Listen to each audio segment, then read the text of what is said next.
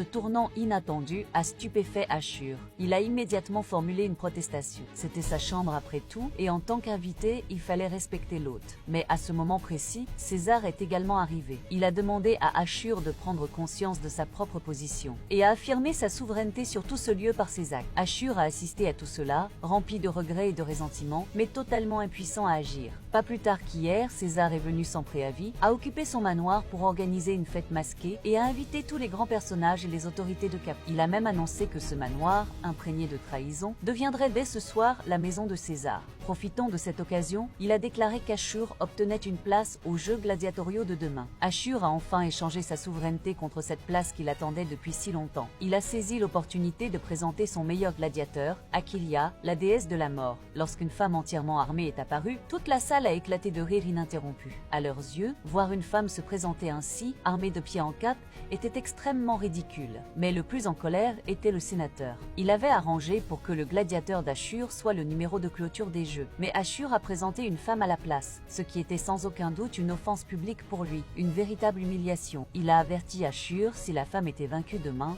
il n'obtiendrait jamais plus de place aux Jeux gladiatoriaux. Pendant ce temps, face aux moqueries de tout le monde, Aquilia n'a pas hésité à répondre avec véhémence, à riposter sans détour. Personne ne savait quelle était la force de combat d'Aquilia, mais en matière de dispute, de répartie, elle n'avait aucun adversaire aujourd'hui. Le propriétaire des gladiateurs nains, voyant que ces hommes étaient ridiculisés et insultés sans merci, a rapidement fait signe à eux de partir. Au moment de partir, le gladiateur nain a juré qu'il ferait demain Aquilia supplier de grâce à genoux. Et demain, je vous apporterai le premier combat d'Achilia dans l'arène gladiatoriale.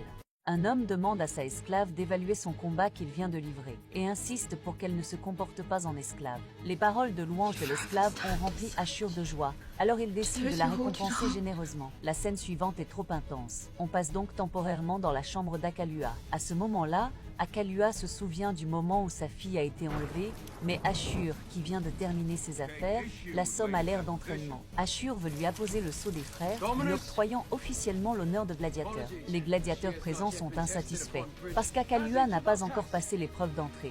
Tout nouveau doit s'affronter à un gladiateur expérimenté sur le pont en bois. Seule sa performance reconnue par tout le monde lui permettra d'obtenir le sceau des frères. Autrefois, c'est précisément sur ce pont en bois que Spartacus a vaincu Crixus, avant de recevoir le sceau des frères de la famille.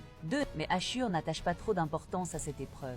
Après tout, lui-même n'a pas eu à s'affronter sur le pont en bois, il a obtenu directement l'approbation de Quintus. Donc les règles doivent changer. Un gladiateur n'a besoin que de l'approbation de son maître. D'ailleurs, Akalua a réussi à blesser son entraîneur pendant l'entraînement, et lequel de ces imbéciles pourrait faire ça? I swear to be burned, chained, beaten, or die by the sword, in the pursuit of honor in the arena.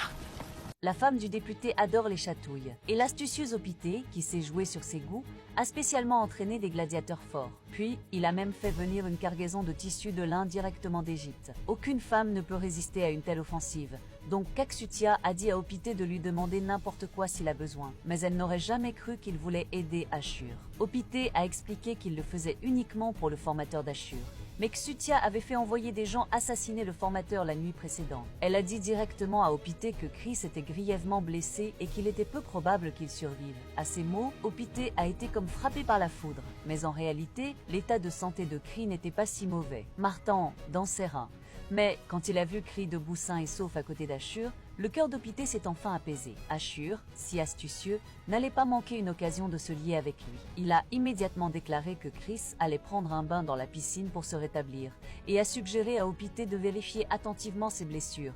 Le sous-texte était évident. Ensuite, Opité est allé à côté de Chris, l'a nettoyé soigneusement les blessures. Au début, j'ai pensé que Chris était obligé de se sacrifier pour la famille d'Ashur, mais regardez sa réaction ensuite. Il a manifestement aimé ça. Bon sang, Chris, tu as caché ça jusqu'au 4e épisode. Quand Aquilia est apparue sur l'arène, le public est devenu silencieux en un clin d'œil. Les acclamations ont disparu, remplacées par des injures. Ils ont payé cher pour venir à l'arène, juste pour regarder un spectacle de gladiateurs passionnants, mais le dieu des morts annoncé s'est avéré être une femme. Et tout le monde dans l'arène a eu l'impression d'être trompé. Les nobles dans les gradins ont aussi moqué Ashur l'un après l'autre. Pendant ce temps, les 3 gladiateurs nains discutaient de la façon de tourmenter Aquilia plus tard, sans se douter que son adversaire ne serait pas eux. C'était en réalité le champion de la famille Proculus.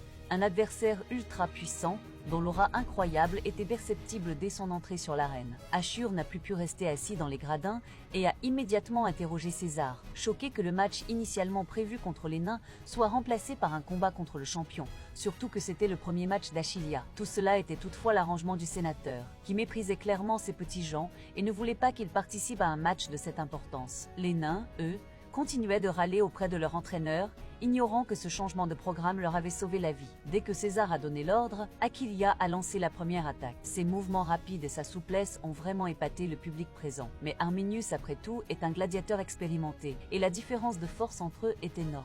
Achillia a fini par être en infériorité. Juste quand Arminius allait délivrer le coup final, Achillia a fait un tour bizarre tout à coup, et a inversé le résultat totalement. Personne ne s'y attendait. Les acclamations du public étaient assourdissantes, mais aucun des nobles dans les gradins n'a pu se réjouir. Mais une chose est indiscutable, Achillia est devenue la nouvelle championne. Alors, Achille entre dans la salle de bain, et tu sais quoi? Cornélie, la femme de César, est encore en train de faire des bêtises ici. La scène est tellement gênante, franchement. Après avoir pris une bonne bastonnade la dernière fois, Achille n'a pas osé dire un mot cette fois-ci, il a juste attendu tranquillement sur le côté. Quand Cornélie est partie, Achille a regardé l'eau restante et il n'a plus du tout envie de prendre un bain. Il est allé au terrain d'entraînement pour se renforcer un peu, mais guess what? Cornélie est arrivée aussi. Elle voulait choisir quelques excellents gladiateurs pour faire une représentation dans sa chambre. Donc Achille a dû arrêter son entraînement. On a déjà parlé de Cosutia, non? Elle adore déjà les combats de gladiateurs. Alors elle a immédiatement mis les yeux sur le jeune Tarquin. Mais sa fille Méridia, elle n'avait aucun intérêt. Donc elle a choisi n'importe comment et elle a tombé sur le père de Tarquin. Regardant le dos de Cornélie qui s'en allait fièrement, Achille était tellement lésé, il se sentait encore une fois traité comme un esclave. Mais qu'est-ce qu'il pouvait faire? Après tout, c'est la fille du consul romain. Achille a dû emmener les gladiateurs à la résidence pour qu'elle soit évaluée par les dames. Mais il n'avait aucune idée que Cornélie était aussi tyrannique. Quand elle a vu que Cosutia donnait des évaluations très professionnelles sur les gladiateurs, elle a demandé à évaluer Achille aussi, parce qu'Achille a été gladiateur autrefois. Achille avait déjà deviné ce qu'elle pensait. Il n'a plus pu supporter, donc il a pris courage pour supplier, espérant garder un peu de dignité chez lui. Mais Cornélie a dit que c'était la demande des invités d'honneur. Achille n'a plus eu la force de discuter, après tout, il avait déjà perdu toute sa face. Mais être humilié devant Véridia, la femme qu'il aime, ça lui a fait vraiment mal au cœur. Sans surprise, Cornélie n'a pas eu un bon mot à dire sur Achille. Et Achille a eu l'impression de retomber dans la trame du préquel. Véridia, voyant l'homme qu'elle aime être humilié comme ça, ne pouvait rien faire non plus, donc elle a prétexté avoir des choses à faire et est partie précipitamment. Même si Achillas a gagné le combat, il a sombré dans le coma à cause de ses graves blessures. Ashur a aussitôt fait appel à un médecin pour le soigner, mais ce dernier estime que pour sauver la vie d'Achillas, il faut absolument lui amputer la jambe. Après tout le mal que Ashur s'est donné pour former un champion, il ne pouvait absolument pas accepter cela. Il a expliqué au médecin que sa propre jambe avait été gravement blessée par le passé, mais que le docteur Batiatus l'avait soignée complètement, sans aucune amputation nécessaire. Or, ce médecin n'a même pas pris la peine de discuter avec lui. Il a simplement dit à Ashur d'aller chercher ce médecin-là. Ces derniers temps, Ashur subit constamment les humiliations de César et de sa femme, il est déjà plein de colère. Maintenant, même son propre médecin manque de respect envers lui. Il a donc répondu que le médecin qui l'avait soigné était mort, mais qu'il pouvait bien l'envoyer là-bas pour qu'il apprenne un. Ashur a besoin de soigner Achillas au plus vite. Alors il envoie Christus demander un médecin à Opidius. Mais le pire arrive. Le médecin prêté ne parle que grec. Et Ashur et Christus ne comprennent absolument rien. Le médecin parle sans cesse et Ashur est de plus en plus stressé. Fuck! Hein? Fuck! Fuck! On n'aurait jamais cru qu'Opiteux décide de donner toute sa fortune à Ashur. Et il n'avait qu'une seule condition, échanger tout ça contre l'entraîneur Chris. Avouons-le, Opiteux est vraiment fou amoureux de Chris. Une offre pareille, Ashur n'était bien sûr pas du tout contre. Mais il a fait semblant d'hésiter, comme si c'était compliqué. Normalement, une affaire pas encore conclue, Ashur aurait dû la garder secrète. Mais c'est juste ce jour-là que Proculus a croisé Ashur dans la rue.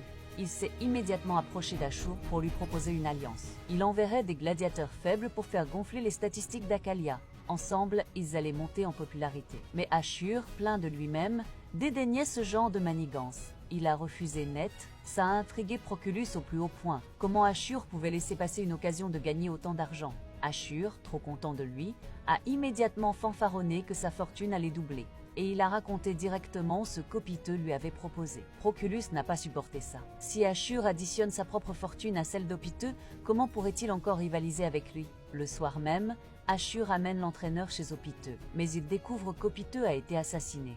Un symbole est peint sur le mur, le même que celui des pirates employés par César. Alors, Ashur, craignant que tout ça soit lié à César, s'enfuit immédiatement avec l'entraîneur. Someone has lost his way.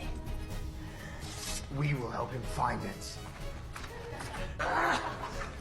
Ce matin, lors de la vente aux enchères du patrimoine de Pité, Kree remarque un pendentif porté par un gladiateur nain. C'est exactement celui qu'il avait offert à Opité. Il n'y a aucun doute, c'est lui l'assassin. Kree se précipite pour se venger, mais Ashur le retient aussitôt. Sans preuve, agir ainsi ne ferait que lui attirer des ennuis. La vengeance serait impossible. Le malin Ashur sait qu'Opité était très proche de Kosutia, la femme du sénateur. Il lui raconte donc l'histoire du pendentif, espérant qu'elle vengera Opité. Kosutia retrouve Proculus. Elle y va franchement, Ashur a découvert la vérité, c'est lui qui a tué Opité. Proculus nie bien sûr, mais il se demande surtout pourquoi elle vient lui dire ça. Kosutia avoue son amour pour Opité et montre aussi toute sa haine envers Ashur. Voyant qu'elle est sincère, Proculus laisse tomber la comédie et demande directement comment éliminer Ashur. C'est une façon d'admettre qu'il a bien tué Opité. Kosutia invite alors Ashur à se rendre à l'arène ce soir-là, au nom de son mari. Le reste, Proculus s'en charge. À minuit, Ashur arrive à l'arène à l'heure prévue. Mais au lieu du sénateur, ce sont les trois frères nains qui l'accueillent avec leur moquerie habituelle. Ce coup dur prend Ashur au dépourvu, ou plutôt il fait semblant.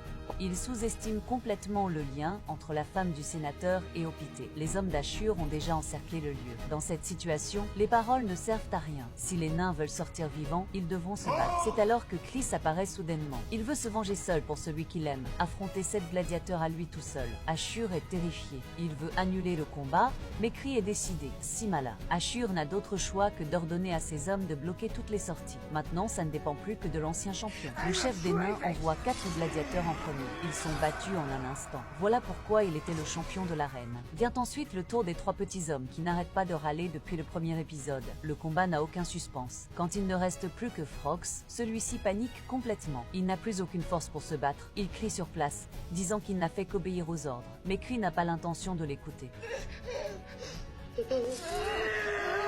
Kree brandit son épée, dominant le nain gladiateur, mais la lame s'arrête net devant son visage. Il ordonne à ce petit homme insupportable de transmettre un message à son maître. La famille Proculus sera détruite, dans l'arène comme hors de celle-ci. Puis il le chasse immédiatement. Laisser le gladiateur nain en vie agace un peu Ashur. Après tout, ce type se moque de lui depuis le premier épisode, et il avait enfin l'occasion de s'en débarrasser avant que Kree ne l'épargne. Mais l'histoire est loin d'être terminée. Le lendemain matin, Proculus arrive avec le questeur et exige qu'Ashur indemnise les pertes des gladiateurs. Cela rend Ashur encore plus désolé d'avoir laissé partir le petit homme. C'est alors que Cornelia intervient et parle au questeur en grec. Sachez que la famille de Cornelia était la plus puissante de Rome. Même des personnalités influentes comme Pompée et Crassus n'osaient pas la contrarier. Le questeur sourit aussitôt et renonce à toute indemnisation. Il demande simplement qu'Ashur rende le médecin qu'il avait emprunté. Le gladiateur nain part donc chercher le médecin, mais il croise Kree qui lui avait épargné la vie la nuit précédente. Il demande à Kree pourquoi il l'avait laissé en vie. La raison est simple. Il veut que ce petit homme souffre aussi de perdre les siens. De son côté, Proculus retrouve Kosutia et la menace de faire payer cette impostrice. Kosutia pensait qu'Ashur l'avait tué la nuit dernière, mais il ose maintenant l'affronter en pleine rue. Même Pompée, son protecteur, n'ose pas lui parler sur ce ton. Et lui, un simple laniste, qui croit-il être, mais dans l'épisode suivant, Kosutia va recevoir une rude leçon. Pompée ne s'est pas contenté de la menacer. Il a directement fait tuer son mari. We'll see you over the fucking cliff. Douglas, do not fucking speak! Il y a à peine quelques instants, Akalia est allée voir Tarquin pour lui parler de son père, mais ce dernier était furieux contre elle. Lui, il la considérait comme un frère. Mais Akalia, elle voulait devenir sa mère. Comment pouvait-il supporter ça? Alors Tarquin s'en est pris à elle. Et les blessures qu'elle venait juste de guérir se sont rouvertes. Ashur a complètement perdu la tête, car le combat de lendemain était un événement organisé spécialement pour Akalia par le sénateur. Le médecin a examiné ses blessures et a confirmé qu'elle ne guérirait pas avant la fin du mois. Tarquin a vu là son opportunité et s'est immédiatement porté volontaire pour combattre en tant que champion de sa famille. Ashur n'en croyait pas ses oreilles. Tarquin aurait-il blessé Akalia exprès? Cette pensée le rendait encore plus furieux. Mais il savait que Tarquin n'était pas à la hauteur de cette tâche. La seule personne capable de le faire était le père de Tarquin, Cerdatus, l'amant d'Akalia. Le lendemain, le combat a commencé. Le sénateur Akalia ne pouvait pas participer et il a crié de rage. Ashur l'avait supplié pour ce combat, il avait même payé pour organiser un événement rien que pour son gladiateur, et il a complètement flanché. La femme du sénateur, à ses côtés, était également déçue. Ashur l'a supplié de l'aider à se débarrasser de Proculus. Elle a monté un piège parfait, mais il a tout gâché. Ashur était complètement écœuré.